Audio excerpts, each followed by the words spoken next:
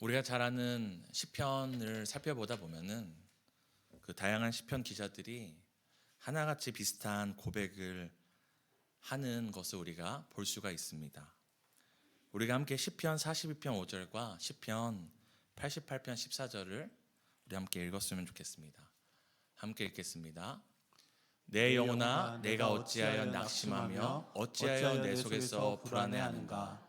너는 하나님께 소망을 두라. 그가 나타나 도우심으로 말미암아 내가 여전히 찬송하리로다. 아멘. 시편 88편입니다. 함께 읽겠습니다. 여호와여, 어찌하여 나의 영혼을 버리시며 어찌하여 주의 얼굴을 내게서 숨기시나이까? 시편 기자들이 하나같이 고백하고 있는 것 중에 하나가 무엇이냐면 자신의 영혼이 지금 낙심되고 있다는 것에 대해서 이야기하고 있고, 자신이 굉장히 큰 불안 가운데 있다는 것을 또 이야기하고 있고요. 더 나아가서 그것이 단순히 내 안의 불안과 낙심뿐만 아니라 이런 상황 가운데 어떻게 주님께서 주의 얼굴을 나에게 숨기셨는지, 그 주님이 나의 고통과 낙심과 아픔을 돌보지 않는 것 같은 상황에 대해서 이제 부르짖는 것들을 우리가 살펴볼 수 있습니다. 우리가 함께 읽지 않았지만 시편 121편에 또 시편 기자는 이렇게 이야기를 합니다. 내가 산을 향하여 눈을 들리라. 나의 도움이 어디서 올꼬? 사방팔방을 둘러보아도 자신의 도움이 이 땅에 있지 않는 것을 보면서 이 시편 기자는 눈을 들어서 나의 도움이 어디서 올꼬? 산을 향하여 허탄한 고백을 하고 있습니다. 마치 하나님께 버림받은 것처럼 하나님께서 너무 바쁘시고 아니면 너무 높이 계셔서 이 삶의 밑바닥을 기어다니는 내 삶과 형편은 미처 돌보실 수 없는 것처럼 느껴질 때가 있습니다. 이런 시편 기자의 고백이 부단 이런 시편 기자의 고백일 뿐일까요? 성도님들은 이런 고백을 해보신 적이 없으신가요?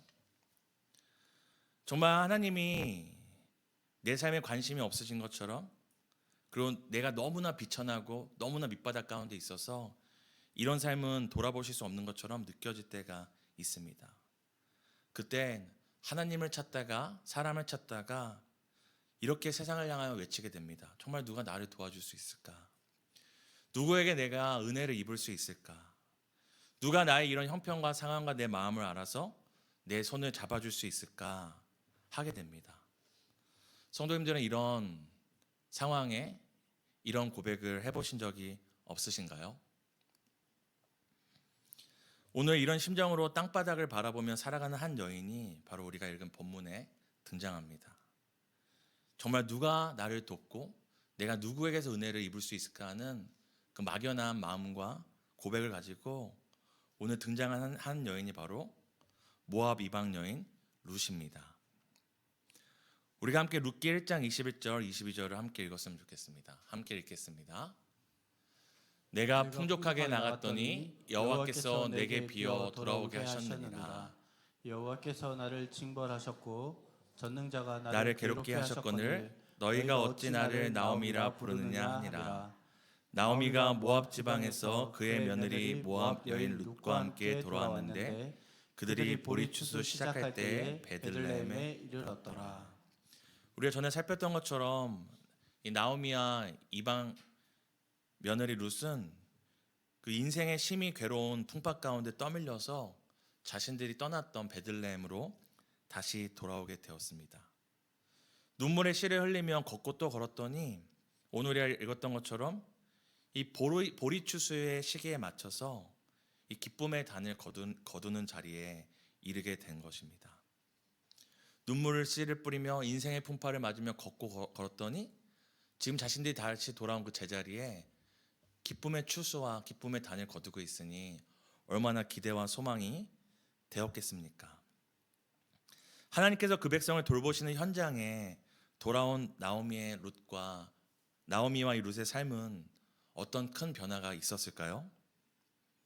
근데 오늘 우리가 읽었던 본문 2장 1절에서 7절을 살펴보면 분명 인생의 풍파를 피해 그리고 눈물의 씨를 뿌리며 추수의 현장과 기쁨의 단을 거두는 자리에 왔지만 그 인생은 크게 달라진 것이 없었습니다.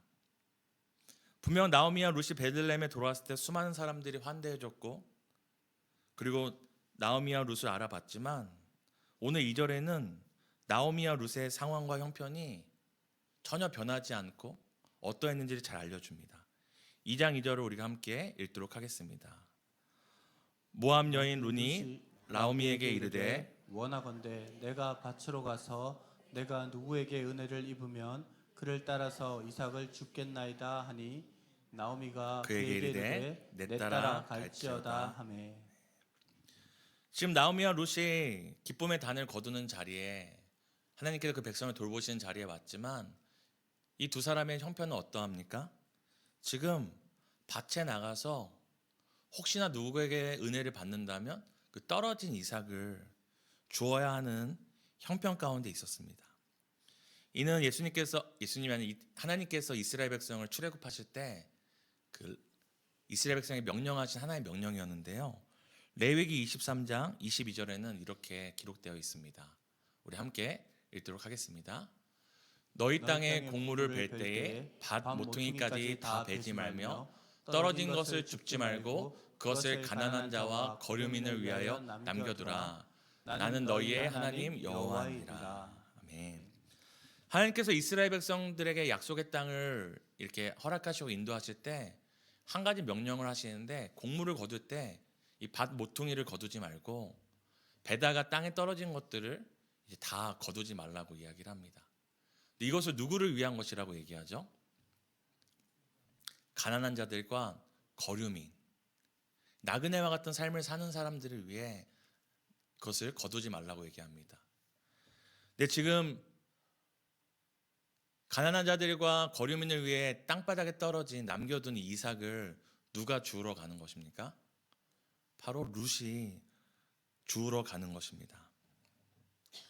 지금 나오미와 룻의 형편은 비록 다시 그 자리에 돌아왔지만 여전히 가난한 자로서 거류민과 같은 삶을 살고 있는 것입니다. 분명히 하나님께서 그 백성을 돌본다고 해서 돌아왔는데 자신의 삶들은 전혀 달라진 것이 없습니다. 배고팠던 삶에서 그저 덜 배고픈 삶으로 지금 온 것입니다. 우리도 이런 것들을 경험할 때가 있습니다. 우리가 어떤 수련회나 어떤 큰 집회를 통해 은혜를 받을지라도 결국 이 예배당 밖을 벗어나면 어떻죠? 우리의 삶이 크게 변해 있나요? 우리의 상편이 예배드리기 전보다 다르게 모든 상황들이 다 해결되어 있나요? 그렇지 않습니다.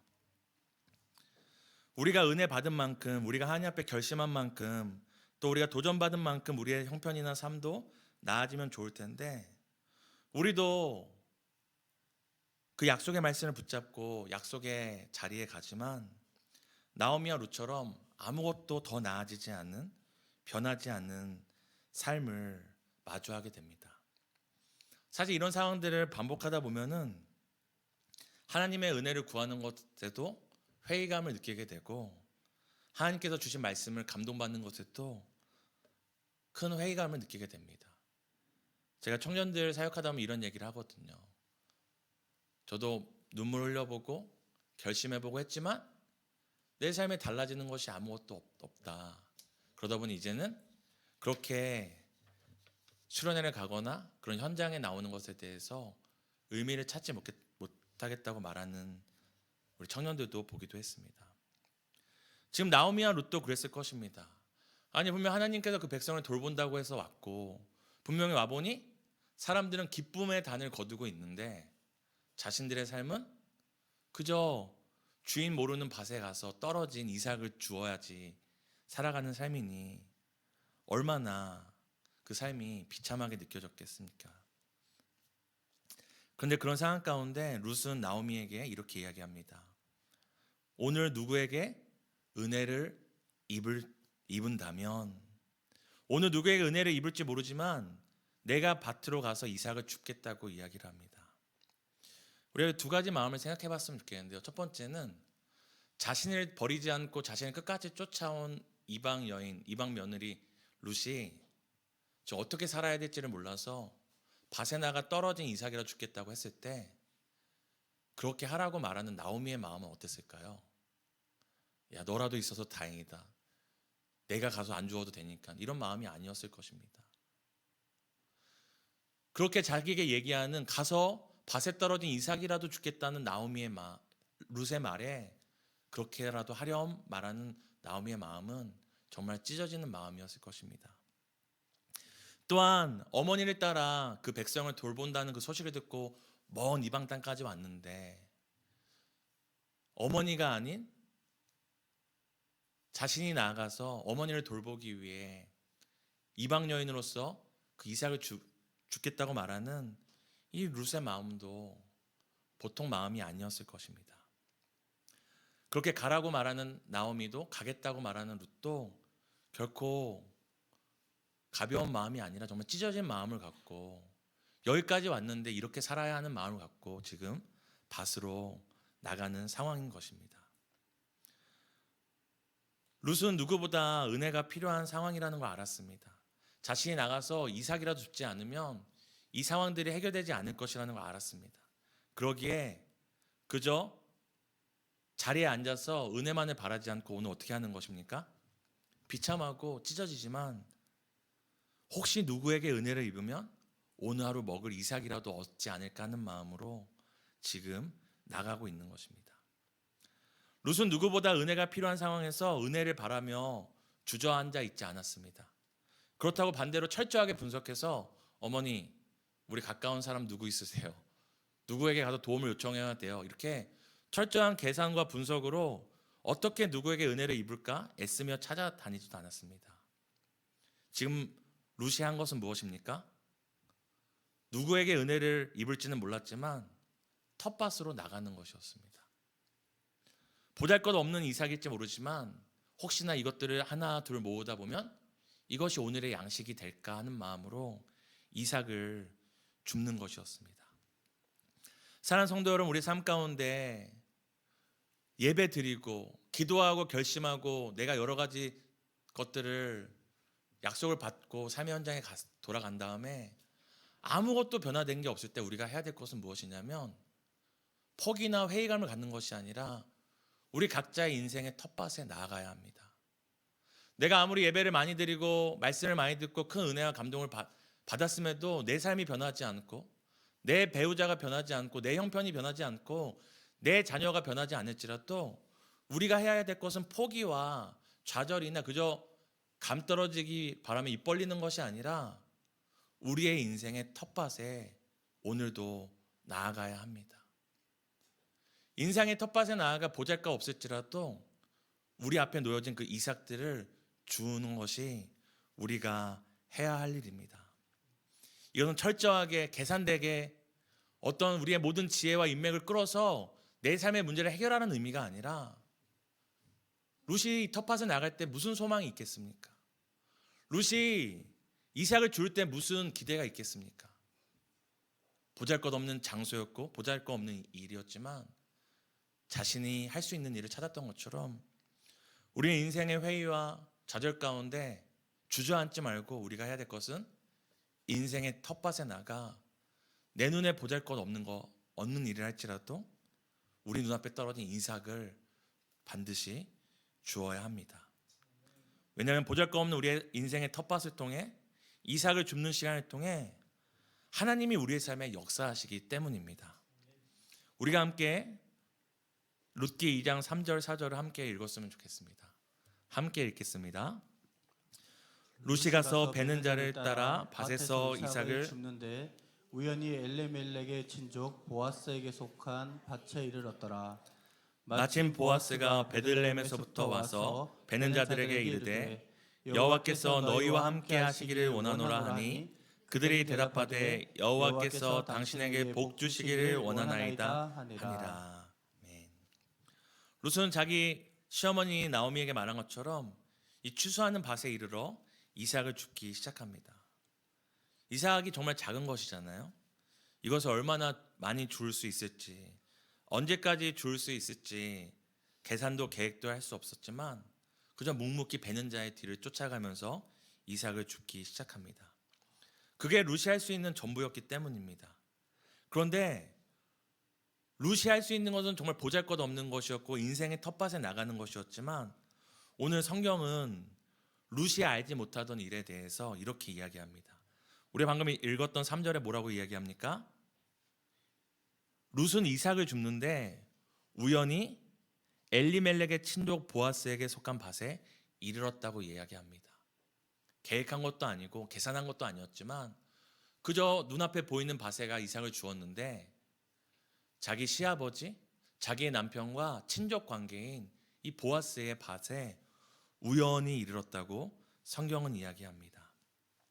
그리고 거기서 끝나지 않고 4절엔 뭐라고 얘기합니까?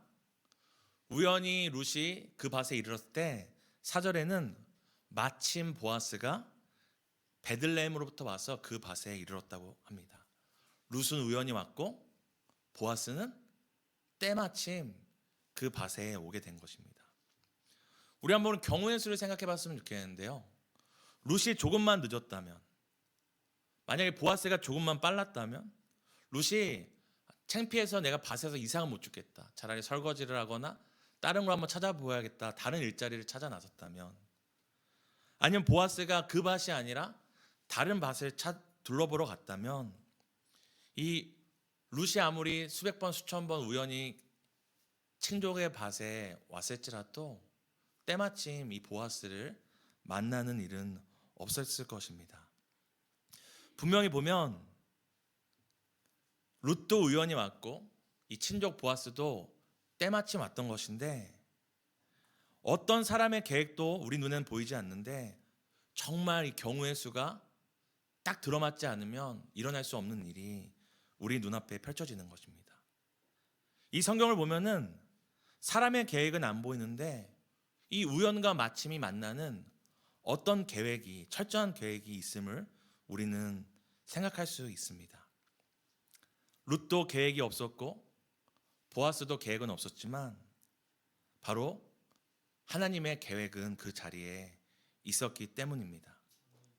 눈앞에 보이는 텃밭에 나아가 이삭을 줄 수밖에 없는 룻의 인생이었지만 하나님은 그 우연과 또 다른 하나님의 계획을 만나게 하셔서 이 때마침 이 룻과 보아스를 마주치게 하십니다. 보아스가 얼마나 이것들의 계획이 없었는지를 우리 본문이 잘 알려주는데요. 2장 5절에는 이렇게 이야기합니다. 우리가 함께 읽겠습니다. 보아스가 베는 자들을 거느린 사환에게 이르되 이는 누구의 소녀냐 하니. 2장 5절에 정말 보아스가 그 밭에 이른 게 우연이고 룻을 본 게 우연이라는 것을 알 수 있는 것이 물어보잖아요. 그 수많은 베는 자들을 다스리는 사환에게 지금 보아스가 물어봅니다. 이 여자가 누구냐? 만약에 보아스가 룻을 만날 의도가 있었고 계획이 있었다면 알았겠죠, 누군지. 근데 보아스도 처음 본 여자였고 이 여자가 누군지 지금 묻고 있습니다. 아무도 계획하지 않았고 의도하지 않았는데 룻은 밭을 만났고 보아스는 그 밭에서 이삭을 줍고 있던 룻을 만났습니다. 그런데 우리가 한 가지 주목해야 될 부분이 있습니다. 바로 2장 6절에서 7절인데요. 우리 2장 6절에 7절을 함께 읽도록 하겠습니다. 함께 읽습니다. 베는 자를 거느린 사환이 대답하여 이르되 이는 나오미와 함께 모압 지방에서 돌아온 모압 소녀인데 그의 말이 나로 베는 자를 따라 단 사이에서 이삭을 죽게 하옵소서 하였고 아침부터 와서는 잠시 집에서 쉰 외에 지금까지 계속하는 중이니이다. 아멘. 지금 보아스도 누군지 모르는 이 한 여인이 있는데요. 이 6절과 7절을 보면은 지금 그 베는 자들을 다스리는 사환이 이 룻에 대해서 자세히 알고 있나요? 모르고 있나요? 나도 모르겠습니다. 어디서 온 여자인지 하지 않고 이 룻이 어디서부터 왔으며 누구를 따라왔으며 심지어는 오늘 자신에게 와서 어떻게 일하게 됐는지와 잠깐 쉰 거 외에는 아침부터 지금까지 열심히 일하고 있다는 누구도 모를 이 룻의 상황과 사정을 잘 알고 있습니다. 그저 아까 얘기한 것처럼 누군가의 밭에서 이삭을 줍는 사람들은 가난한 자고 거류민이라고 했잖아요. 정말 가난한 자와 거류민의 형편과 그들의 인생의 서사에 대해서 관심 있을 사람이 누가 있겠습니까?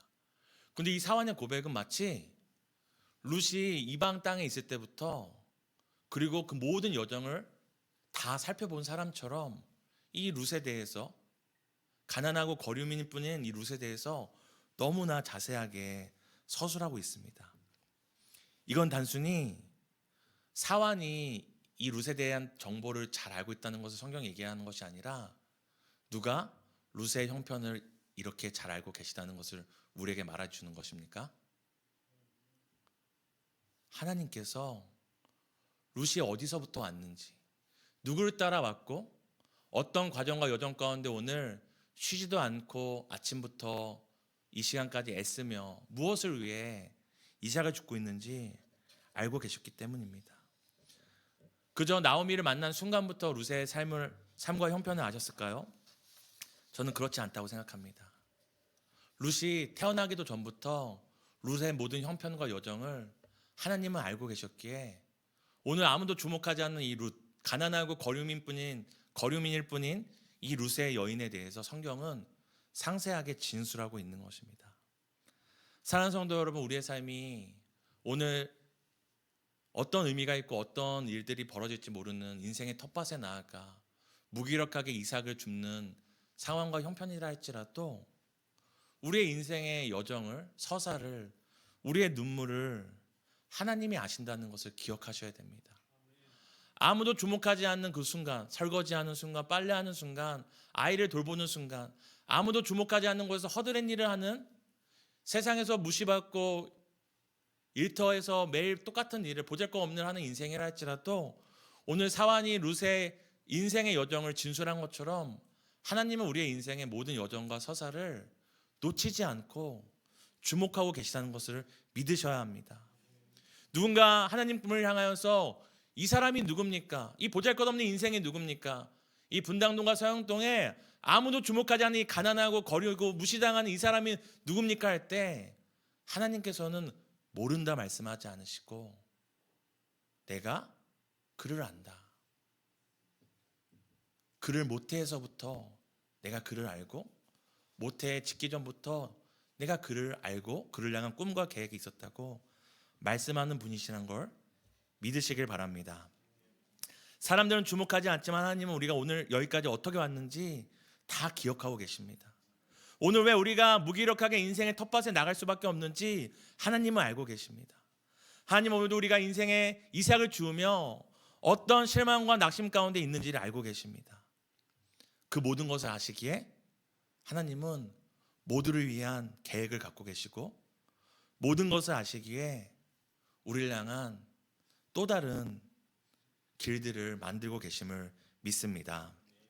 사랑하는 성도 여러분, 오늘 우리가 짧게 살폈던 이 말씀을 보면 룻은 정말 할 수 있는 것이 없어서 그저 인생의 텃밭에 나아가 이삭을 줍는 것밖에 하지 않았습니다. 하지만 그 자리가 어떤 자리였습니까? 바로 하나님이 룻을 인도하신 자리였고 또한 보아스를 만나게 하시는 자리였습니다.